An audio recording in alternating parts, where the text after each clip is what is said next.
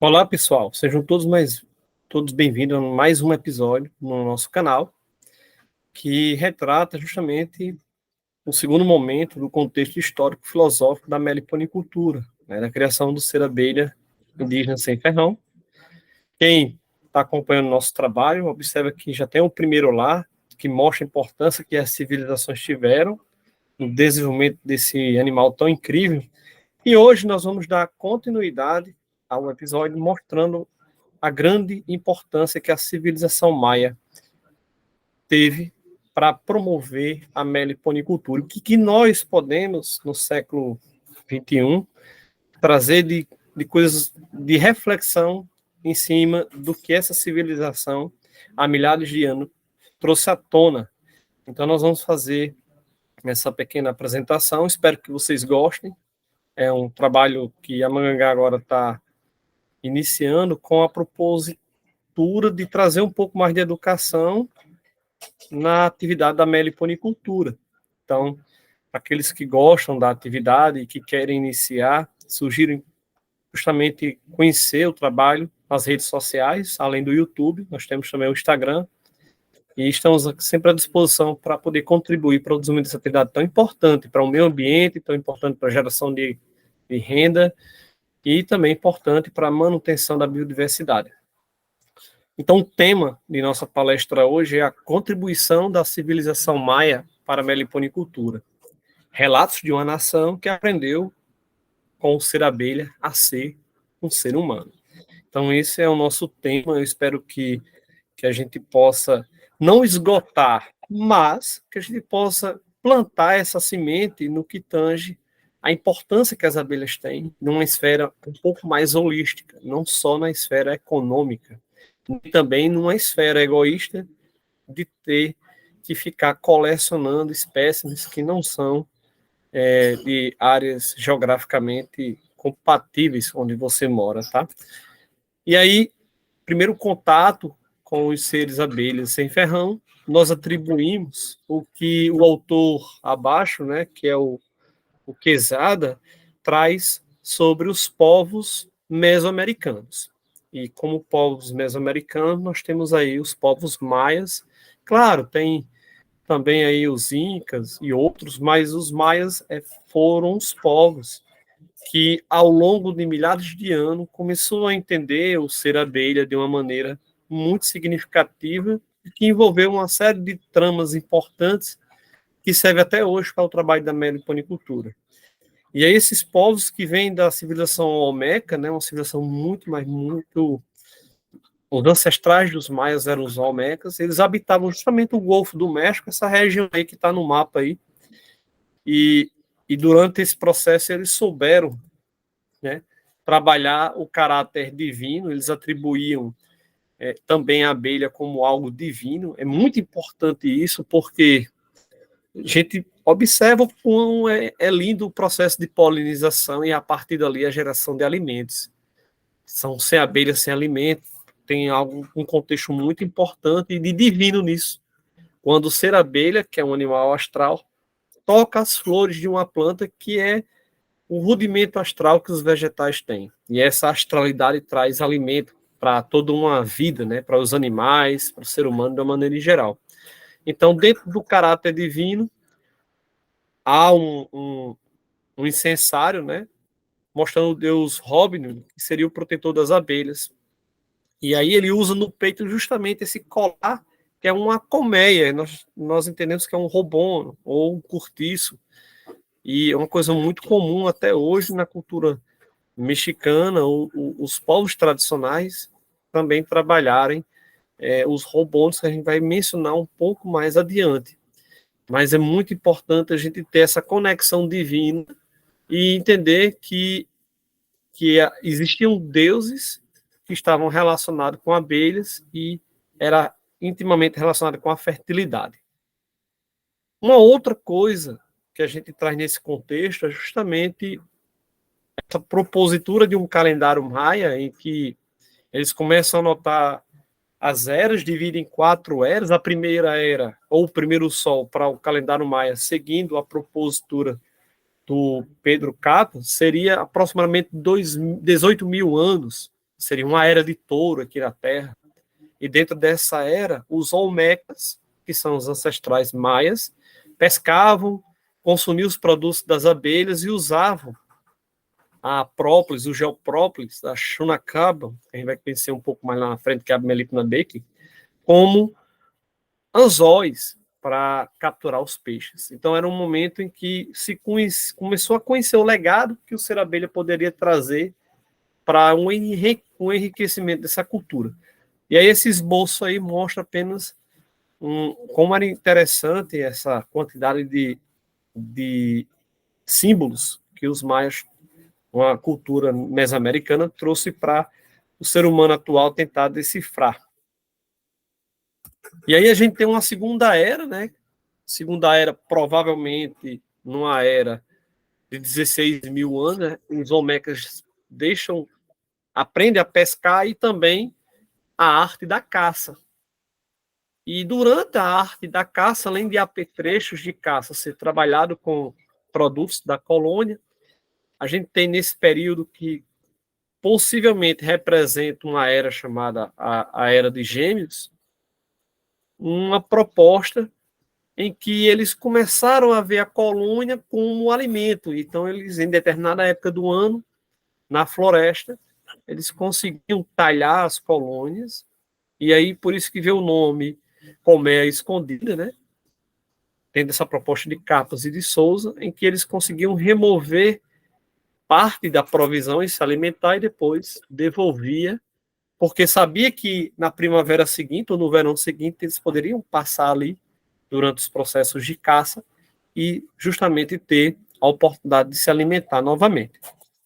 Claro que um pouco mais na frente a gente vai falar dessa imagem tão bela aí, que é o nosso almanaque, que é um outro legado que o Maia traz, mas a gente vai chegar à terceira era ou terceiro sol para os povos maias, onde eles passam a ser pecuaristas. Então eles foram pescadores, em alguns milhares de anos, passou a ser caçadores, e aí vem a pecuária. É muito interessante porque isso se repete em civilizações na Europa, na Ásia e na África. E quando eles eram pecuaristas, foi aí que eles trazem para si a criação de abelha nas províncias e durante o processo também a criação do peru. Eles trabalhavam com rebanhos de perus e aqueles perus eles tratavam para alimentação.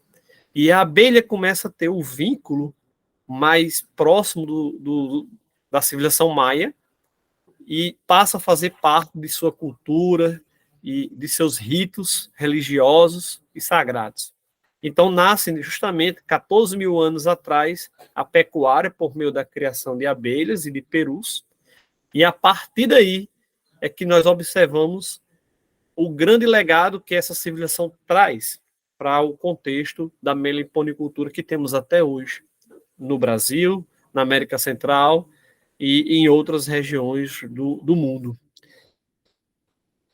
Dentro dessa proposta, a gente observa que, durante esse período, eles deixam a remoção da colmeia de janela, que foi mencionada anteriormente, né, durante o período da caça, e começa a confeccionar as colmeias, que nós chamamos de robons, e essas colmeias aí, existe um retrato dessa cerâmica aí, encontrado na região da Guatemala, que data aí de 100 ou 400 anos antes de Cristo, ou seja, tem mais de 2.000 anos isso aí, esse registro aí, feito aí pelo Quesada. E dentro dessa proposta, os seres abelhas já estão conosco, habitando nossas cidades, né? Nossos quintais, existiam locais específicos para tratar desses animais, e eles eram considerados membros da família. Então, seria um período pré-clássico, e aí a gente agradece, inclusive, a arqueologia por tratar desse assunto e resgatar de uma maneira histórica todo, digamos assim, essa atmosfera de conhecimento que a meliponicultura trouxe no decorrer desses milhares de anos. E o que eu achei de muita coincidência é que nesses mesmos períodos nós também temos em uma palestra anterior a essa, o formato cilíndrico de um povo, né, dos hebreus e dos israelenses, justamente num trabalho importantíssimo que Mazar e colaboradores fizeram na região de Tel Aviv, lá nesses achados da arqueologia que está publicado aí nessa revista. E o que eu acho bem impactante é que, apesar desses povos estarem isolados, e do ponto de vista histórico, eles tinham a inteligência de saber que o envoltório, por ser abelha, seria um envoltório mais ou menos com essa semelhança cilíndrica. Então, aqui temos rombones, e aqui nós temos, para comer a apis, esse modelo que também convida vocês a conhecer a palestra anterior, que é o episódio 1 dessa série. E aí, gente, a quarta era, ou o quarto sol para os maias, compreendeu justamente no signo de Leão, a era de Leão, e a era de Leão traz justamente essa proposta de... Deixa eu só ver aqui algo importante. Eu vou retornar aqui para a nossa era de Leão. E durante essa era de Leão, a gente observa justamente a chegada da agricultura maia. O que é que nós podemos entender aí? Então, nós tínhamos 16 mil anos atrás a vinda do ser abelha e 12 mil anos o conhecimento e a domesticação do milho e de outras culturas, tendo o milho como a principal referência ancestral da importância que a agricultura teve. E aí, é nesse período em que começa, então, o trabalho do Codex Maia, um exemplo aí está abaixo, esses códex, que são registros de astronomia, registros de agricultura, registros da sociedade maia de uma maneira importantíssima, e que durante digamos assim, as invasões não, durante as prospecções espanholas, a gente começa a ter esse legado. No momento não queria ter sido protegido, mas alguém muito sabiamente conseguiu proteger, e hoje nós temos justamente o Codex Maia dividido em outros documentos, conhecido com outros nomes também, que estão hoje em alguns museus, tanto no México como na região de Madrid, e que traz à tona justamente aquilo que eu mencionei anteriormente, o almanaque, que é a meliponicultura de um contexto bem interessante. Então, agradecemos aos maias por essa proposta de trazer de uma maneira tão simbólica e bela uma série de fonemas, letras e gráficos, desenhos gráficos que trazem justamente a pecuária, a criação de abelhas sem ferrão, a religião e outros itens de interesse do cotidiano daquela época. E aqui nós vamos de uma maneira bem simples, mas nos retratar a meliponicultura. E aí a gente tem dentro da meliponicultura o Codex Madri, e esse Codex que a gente observa aí justamente um deus, né, recebendo a sua oferenda, os potinhos de mel, e dentro dessa proposta do Codex Madri nós temos, por incrível que pareça, tudo que nós fazemos hoje na meliponicultura, os maias já tinham registrado os manejos seguindo aquela prerrogativa da época. Então, isso aí é uma imagem, normalmente essa imagem a gente observa a leitura do códex de cima para baixo, da esquerda para a direita, e aqui estão os caracteres, né? Esses desenhos são caracteres, e ali as imagens, e depois vem para o meio e depois vai para a lateral. Claro que nós não vamos entrar em detalhe, no entanto, nós deixamos essa curiosidade da meliponicultura e a importância que essa civilização trouxe para o desenvolvimento dessa arte. Até hoje, nós temos detalhes dos robones. Os robones estão tanto de um lado como do outro, e observe que é algo que é transcendental e, ao mesmo tempo, lindo, porque acaba que repassando, né? É algo hereditário. Os pais repassam para os filhos e filhas, e isso vai dando continuidade a uma arte tão bela que é a meliponicultura. Então, nós temos esse retrato, o primeiro aí de um meliponário maia, e o segundo também de um meliponário de povos da região, né, da região mesoamericana, algumas comunidades rurais e povos tradicionais. Esse conhecimento maia, ele é partilhado entre os povos. É importante destacar que o mel, além de ser um produto alimentício, era um produto religioso, assim como o cerume e o geoprópolis, e esse material era permeado, era trocado por cacau, era trocado por frutas e por outros produtos durante toda a América. Uma coisa bem interessante, as civilizações primitivas, elas não ficavam isoladas, elas tinham um intercâmbio e o escambo. E isso é importante destacar. Então a gente observa que esse conhecimento ele é repassado para os caiapós, para os guaranis, e graças a esse intercâmbio, até mesmo toda a estrutura rítmica de uma cerimônia tem esse contato com os povos maias. A gente observa também que esse processo de criação existia uma estimativa, né, no período ainda dos espanhóis, meliponários com 1.000 a 2.000 colônias. Não à toa que Oviedo chegou não era meliponário, não existia meliponicultura, mas trabalhava com o termo de apiário. E colocava isso durante os diários de bordo, né, desses exploradores. Então a gente observa o quanto a meliponicultura, no período já de exploração espanhola, ele tinha, digamos, um significado importante e econômico, justamente por causa daquela troca de material e de outras situações que nós vamos aguerrir durante o processo de nossa palestra. E isso é importante porque a partir daqui a corte espanhola começa a levar cerume, começa a ápice naquela região, que é a abelha do reino, né? Já existia um tributo que os maias e outros povos pagavam aos espanhóis na quantidade, na cifra de mel, na cifra de cerume para os espanhóis. E aí o que nós podemos observar, o que é que eles queriam trazer para a sociedade naquela época? Eles queriam trazer para o Códex uma informação simples. Se nós conhecemos o passado, nós prevemos o futuro. Isso é uma coisa importante, gente, porque traz uma reflexão para a meliponicultura que nós queremos hoje. Para aquelas pessoas que estão começando hoje, conhecer também o passado, evitar erros no presente, para a gente não sobrecarregar as gerações futuras. E isso é uma coisa muito boa. Por isso que eu digo assim, leiam, né? Não fique somente no momento virtual.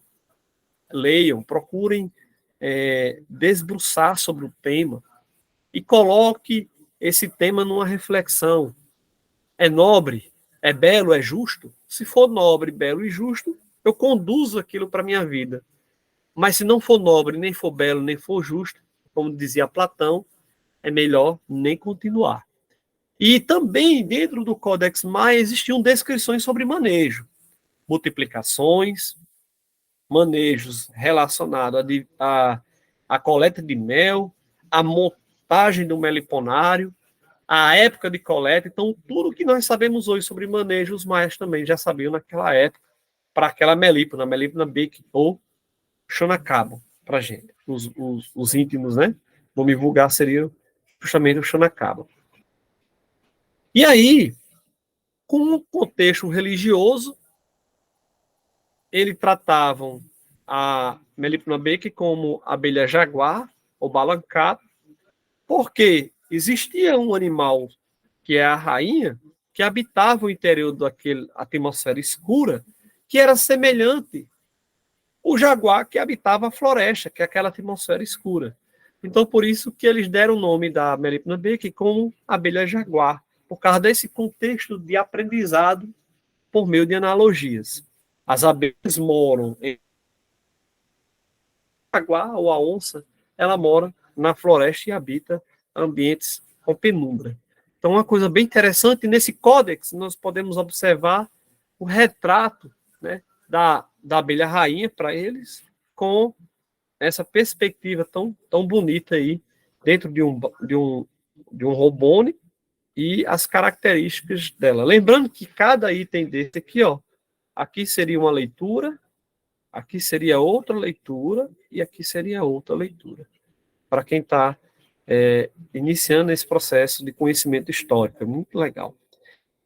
E dentro do conhecimento de manejo, eu chamo a atenção para os pontos cardeais, ou as 4 flores que existe dentro de um códex, que relata e retrata também o manejo para a produção de mel e produtos. Então, aqui eu tenho a flor do norte,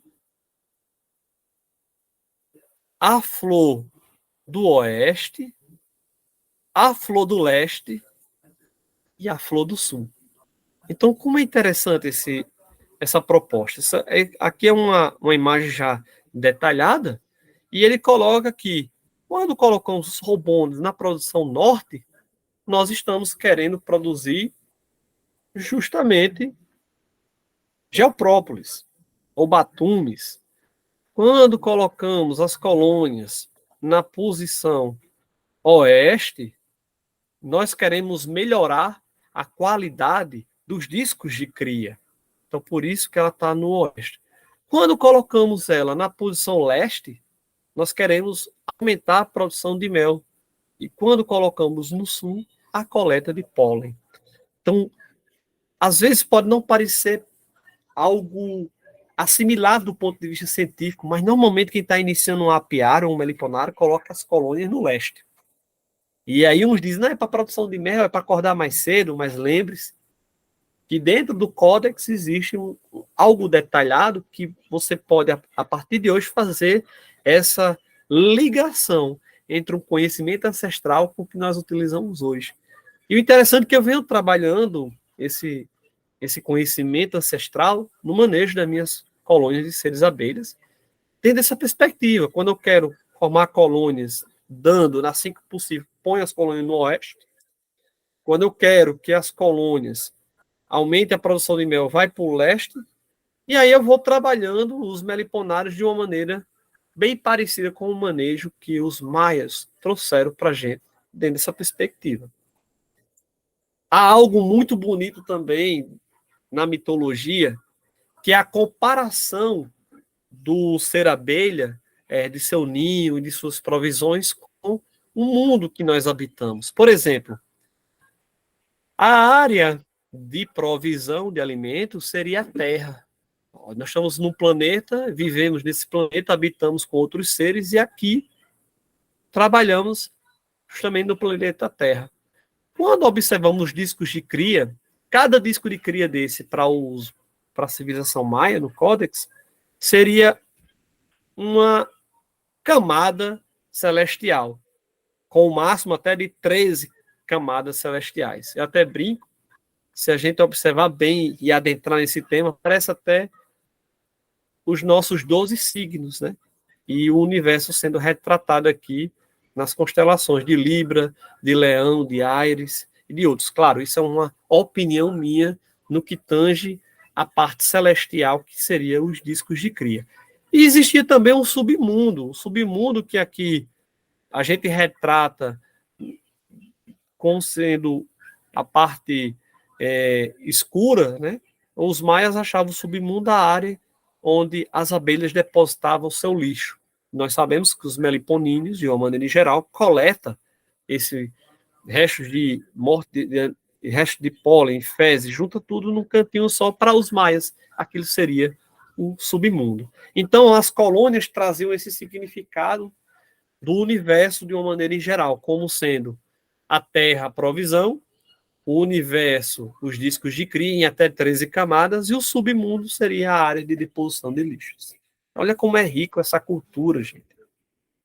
E aí ele sempre trazia dentro da mitologia a ideia de agregar essa civilização recente, né, de 12 mil anos atrás, agregar a importância que as abelhas têm numa pirâmide para o meio ambiente, para o ser humano e para os seres vivos.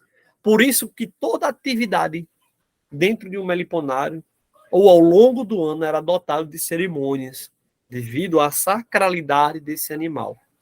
E aí a gente tem diferentes cerimônias que eu vou citar alguns, quem quiser vai fazer uma pesquisa mais a fundo, mas os maias traz esse sentido para nós e a gente pode aprender muito com isso no que tange a importância que as abelhas têm para o meio ambiente.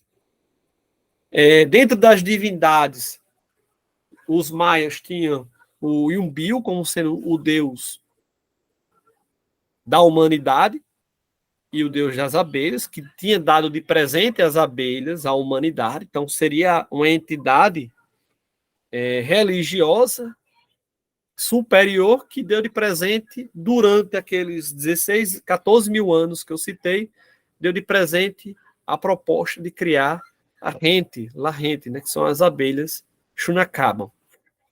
Uma outra divindade principal, são muitas divindades, vou citar 5 relacionadas com as abelhas, seria justamente o Yuncabe, que seria o senhor das abelhas, o protetor de Shunakabe, a Melipona Baker, que eu acabei de citar. E, além de Yumbio e Yuncabe, nós teríamos também a Munsecabe, que seria aquele ser, né, que era responsável pelo cuidado da colônia. Então, toda a proteção da colônia, todo o trabalho que precisasse de fazer uma proposta de pedir proteção, as preces eram para os Munsecabe. Eu gosto muito de tentar comparar isso com os nossos seres elementares. É uma coisa bem interessante que cada sociedade busca algo, né? Na proposta do catolicismo, nós temos os patronos, os padroeiros e padroeiras. Os maias tinham esses deuses. E, claro, eu entendo que seriam seres elementares que estão aqui nessa perspectiva de ajudar o ser humano a guiar dentro do planeta Terra todo esse trabalho com os animais, com os vegetais, com o solo e com o próprio ser humano. Uma outra divindade seria o Mokiki, que é uma divindade que se transformava em abelhas, então uma coisa bem interessante isso, e protegiam as abelhas também, assim como a Munsecabe. E o Balancabe, que justamente seria a abelha noturna, a abelha jaguar, que está naquela imagem anterior, dentro da colônia, que seria, na minha concepção, seria justamente a rainha, que é o centro, a rainha como sendo o centro do universo da colônia, o Balancabe, o jaguar sendo o centro da floresta. Dentro desse contexto ainda teológico, nós temos alguns rituais que os maias faziam para aqueles seres elementares ou aqueles deuses que eu citei para vocês. E aí podemos citar aqui o ritual para pedir flores e água. Eu acho uma coisa muito bela isso. Esses rituais também eram praticados por outros povos. Até hoje nós temos também em algumas agriculturas primitivas alguns rituais. Então é muito belo esse lado sagrado do ser humano, em que ele traz à tona o desejo de saber.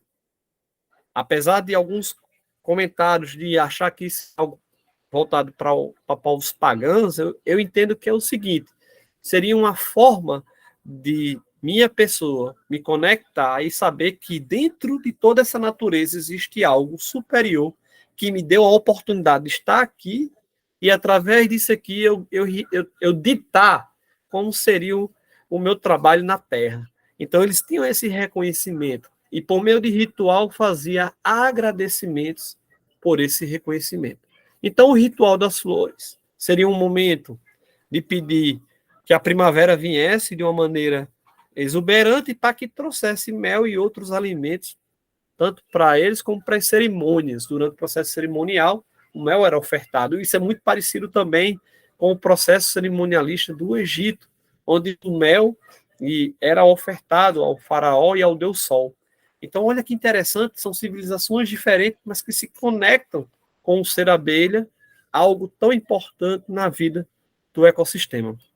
Um outro ritual era o agradecimento do dono do monte. O dono do monte seria esse ser superior, e eles agradeciam toda vez que faziam uma colônia nova, ou toda vez que colhiam mel, seria uma forma de agradecer ao dono do monte esse dom que foi dado pelo Deus maior, que eu citei anteriormente, há 14 mil anos atrás, o trajeto do legado da meliponicultura. Outro ritual seria o ritual para a reparação das abelhas.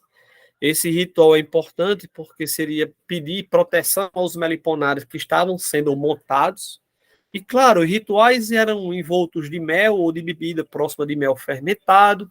Era um ritual com velas e com incensos. Então, era algo muito conectado ao reconhecimento de que algo superior é quem ditava todas as estações do ano, quem ditavam todas as sortes e infortúnios também que uma civilização poderia ter. A cerimônia de extração de mel era feita durante o processo de coleta de mel para agradecer justamente esse alimento.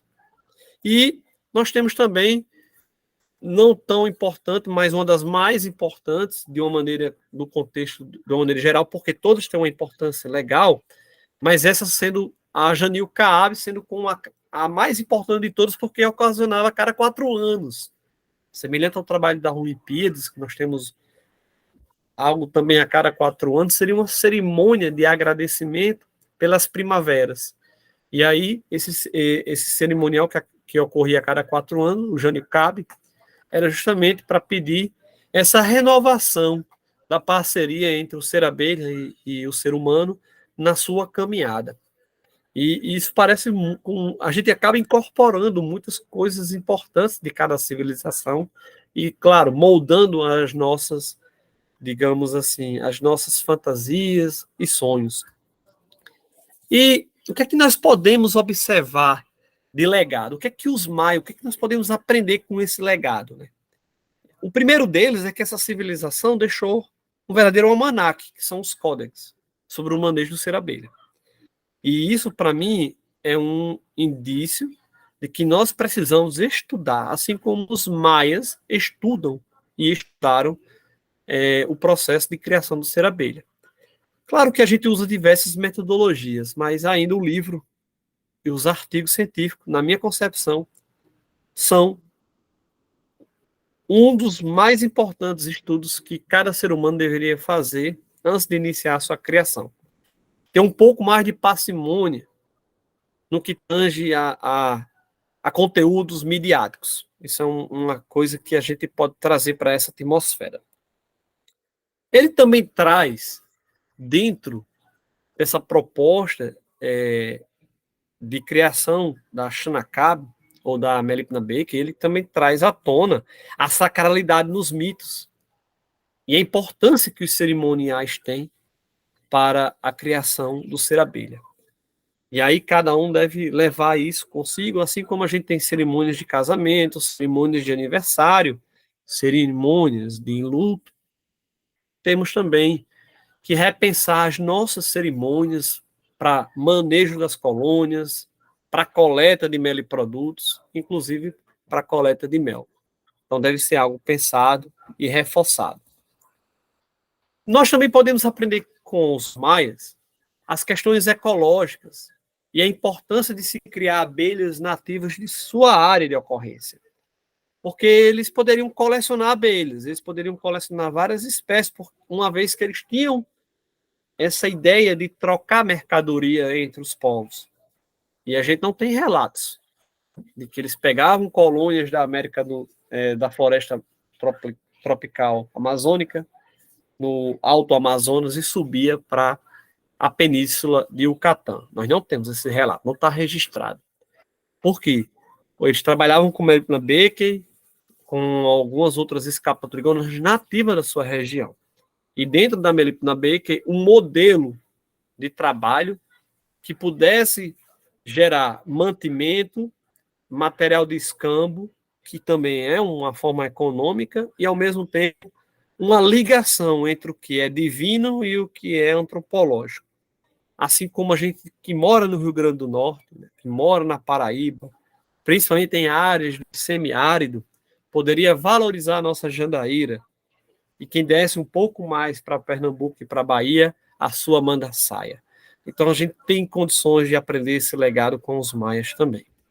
E aí, eu só encerro com essa proposta, né, de agradecimento a você que ocupou esses 20 minutos, 30 minutos de contemplação sobre a importância que essa civilização maia trouxe, deixando aí que visite nossas redes sociais e que procure, caso tenham interesse em ter suas dúvidas. E a gente está aqui sempre para isso, para tentar elevar aquilo que há de melhor no ser humano. Muito obrigado, espero que vocês gostem dessa apresentação. Se puder, dá uma olhadinha no outro material que nós deixamos no nosso YouTube.